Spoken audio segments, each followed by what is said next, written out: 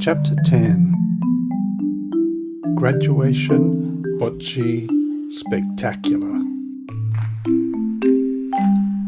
Sebastian was right on time again, and he walked across the upstairs workroom and asked slightly too abruptly, "Now, how are the ideas for the game going?"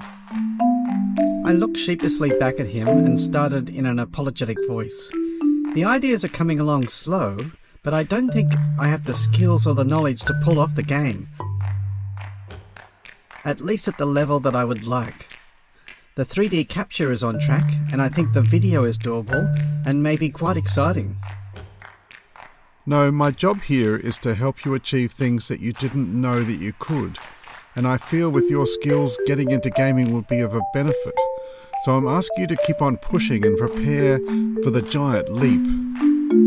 What is actually holding you up? Well, I haven't really got far in any of it. So let's get down to some details. What are you thinking in regard to location? Since we have some sort of game in mind like bocce, but with big balls, I was thinking a barren river flat that are often flooded after heavy rain, making huge, shallow ponds of about 50 metres around in a muddy mess. But at the moment the water has evaporated to a lifeless, dusty basin with bushland encircling it. The basin is dried clay and it's cracking but holding together, and besides being dusty, it's nice to walk on and play on. I was thinking night would be spectacular with everyone wearing those headlights, but some lighting might really be helpful for the cameras that might need transformers. How about the disabilities idea? How are the costumes going? Well, it's only week 3, so there's not much construction as yet, but we have been developing ideas, and the students are getting on, but it's hard to use the costumes as a stepping off point for the ideas, because, as I predicted, most of the visuals won't appear till nearer the end. I told you that the management of groups is tough. You seem to be doing a good job, but the process is a daunting path to travel. I think you have to come down on them to allow yourself some quality control, as well as having some impact on the coherence in the look.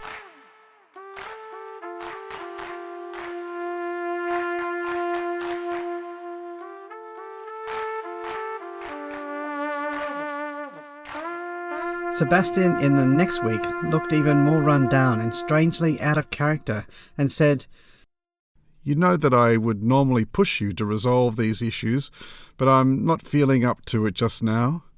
I need you to drive yourself to solutions, finding the best way you can. "I'm still not fully on board with the game. I can't find anyone with the skills at that level at school." I will look into that as well, so don't give up the dream.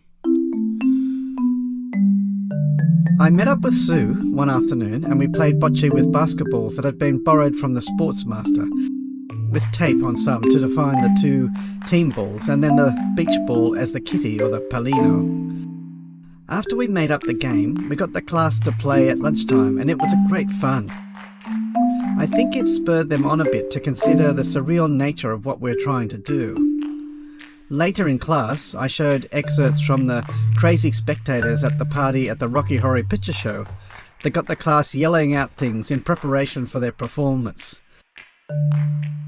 It allowed most of the students to envisage a role for their character development through their new costumes and masks. We then had a quick session to develop what actions and some props that might be included. As far as I could see, everything was developing with a good discussion from the class.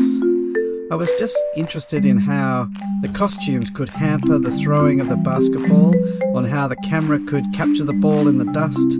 Maybe the ball could be wrapped in LED lights, though it would also need a battery, but could be very interesting.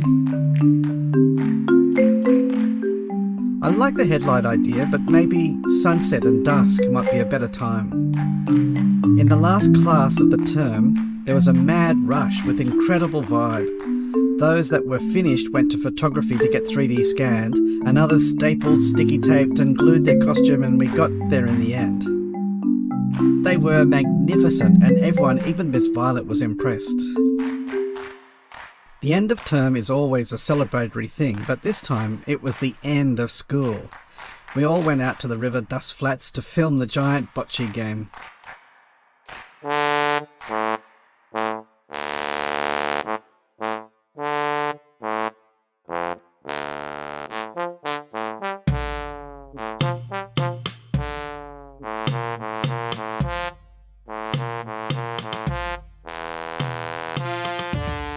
We captured a great start with the shuffle march of the teams, which we had broken up in the class into two and was incredibly dressed spectators. 2 by 2 out of the trees and past the multiple cameras wielded by the videographer and the energetic crew of onlookers, and some focusing on audio. The fashion was spectacular, paraded to the music on a boombox to keep the action in time. The slow funeral march kicking up the dusk and niggling at each other, while two players engaged in a passionate kiss, mask to mask. Rachel on the stilts ran over the top of Veronica and then fell back and was caught by two guys with bulging shoulders and overgrown heads, cracking one of the heads like an eggshell to cheers from everyone. You would have thought it was choreographed, but it was all live action, no script, and the masks created an uninhibited freedom to everyone to do anything they wanted. And with so many cameras, I think every nuance was captured. There was the obligatory giant coin toss to see who went first, and the onlookers in their allocated teams cheered and booed. Sue won the toss and the tension began. The action was a one-time thing, no replays, as the light was transitioning and we got there just before sunset, and then the game began in earnest. The sun was sinking into dusk.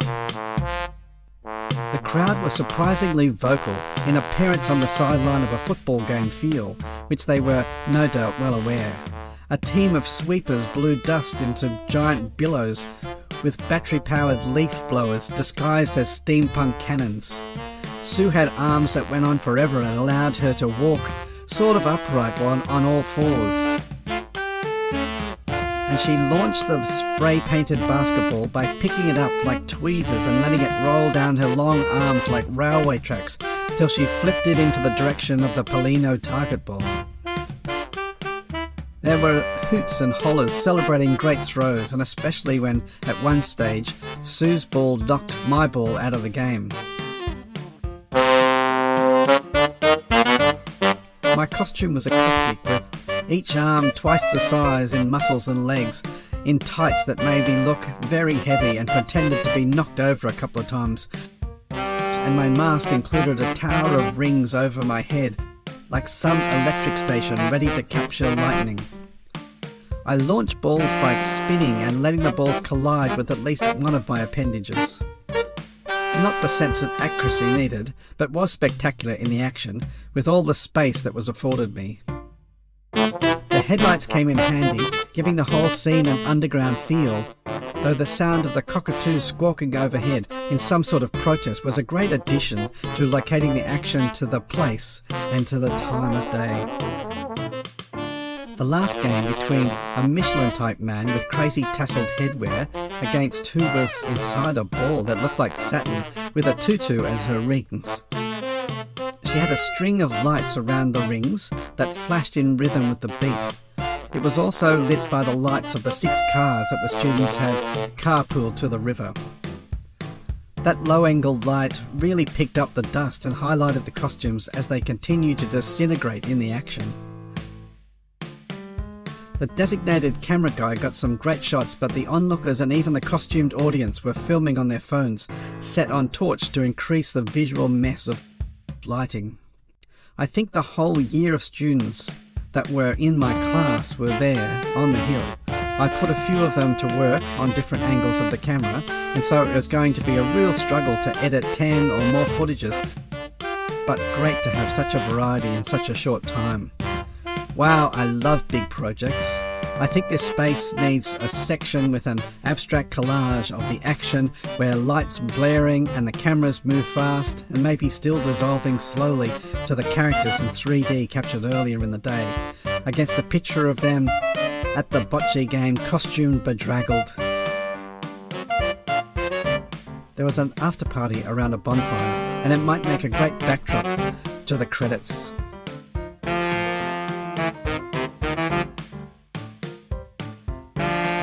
Sebastian came in without his general exuberance and a weak posture, but I gushed at the success, anyway, of the film night to him. It went great, and the footage that I've seen so far is spectacular and quite exotic, with a variety of lighting. Even the costumes falling apart seem to have its place.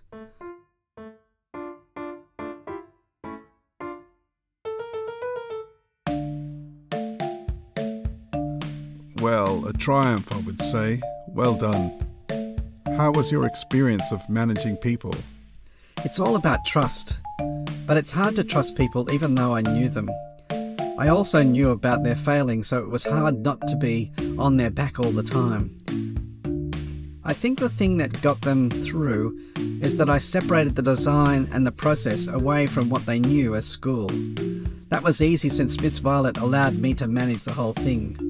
I'd rather not have such a big team, but to do big things, it's unavoidable, I suppose. So I think you would say, suck it up and get the best out of it. I just want to say that your help in driving me has been really great, and I don't think I would have achieved anything like what I've done so far. And it's sad to think of what my life would have been without you. Sebastian just bit his tongue and looked out at the glass doors at the horizon.